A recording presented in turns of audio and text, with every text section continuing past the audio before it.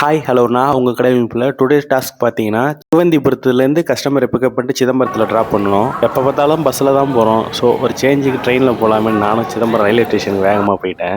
உடனே டிக்கெட்டு வாங்கியாச்சு. Ticket rate பார்த்தீங்கன்னா 45 ருபீஸ். என்னங்கன்னு கேட்டால் இது எக்ஸ்பிரஸுங்க அப்படின்னேன். சரி ரைட் ஃபார்மில் அப்படியே சும்மா நடந்துகிட்டு இருந்தேன். சும்மா சொல்லக்கூடாது, சும்மா சூப்பராக ரெடி பண்ணியிருக்காங்க. வேறு லெவலில் இருந்துச்சு ஸ்டேஷனு. அப்படியே ட்ரெயின் வந்துடுச்சு. சரி ஓடி போய் ட்ரெயினில் இடம் பிடிக்கலான்னு பார்த்தா ட்ரெயினில் ஒருத்தவங்க கூட இல்லை கை, செம ஃப்ரீ. இதில் சுவாரஸ்யமான விஷயம் என்னன்னா, இந்தியாவில் மட்டுமே ஒரு நாளைக்கு 10 லட்சம் பேருக்கு மேலே ட்ரெயினை யூஸ் பண்ணுறாங்க கைஸ். அப்படியே சிதம்பரத்துக்கு டாட்டா சொல்லிட்டு நல்லா விண்டோ சீட்டை பார்த்துட்டு உட்காந்துட்டேன். அப்படியே கொஞ்ச நேரத்தில் பரங்கி பெட்ரெல்லாம் தாண்டனோடனே ட்ரெயின் சும்மா பிச்சுக்கிட்டு பார்க்குதுங்க. 120 கிலோமீட்டர் ஸ்பீடு இருக்கும்னு நினைக்கிறேன். பட் இதெல்லாம் ஒரு யூஸ்வலான விஷயம் தாங்க. காரில் நாங்கள் எப்படி பார்த்தாலும் அப்போ 120 தான் எப்பயுமே போவோம். கிளாஸ் ஏற்றிவிட்டு ஏசி போட்டிருக்கனால ஸ்பீடு சரியாக தெரியாது. ட்ரெயின் ஓப்பனாக இருக்கனால கொஞ்சம் பயமாகவே இருக்குங்க. ஒரு வழியாக கடலூர் என்டியும் வந்துருச்சு. நானும் அப்படியே கண்ணாடியில் தலையை சீவிட்டு கீழே இறங்கிட்டேன்.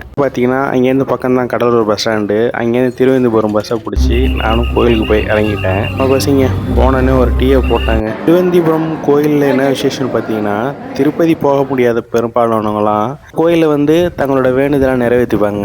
கோயிலில் இப்போ தான் ரீசெண்டாக கும்பாபிஷேகம் முடிச்சுன்னு நினைக்கிறேன். பெயிண்டிங்லாம் அடிச்சு பக்காவாக இருந்துச்சு. கோயில் பயங்கர நீட் அண்ட் க்ளீனாகவே இருந்துச்சுங்க. தம்பியை பார்த்துட்டு ஒரு உக்கரத்தில் உட்காந்தேன். அப்போ ஒரு தம்பி என்கிட்ட பேச்சு கொடுத்துட்டு இருந்தான்.